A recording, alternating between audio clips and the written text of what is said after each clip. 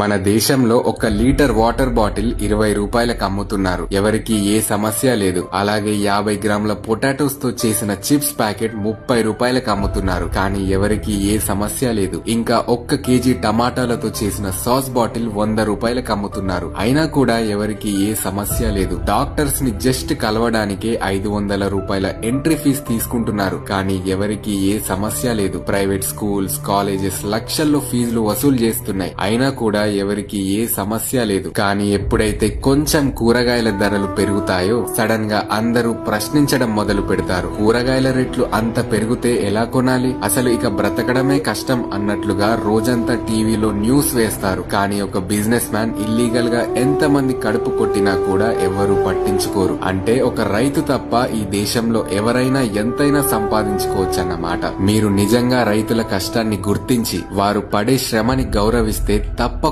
ఈ వీడియోని ఒక్క షేర్ చేయండి. అలాగే ఇంకోసారి ఎప్పుడైనా కూరగాయల ధరలు పెరిగితే సంతోషపడండి. రైతులు సంతోషంగా ఉంటేనే మన అందరం సంతోషంగా 3 పూటల అన్నం తినగలం.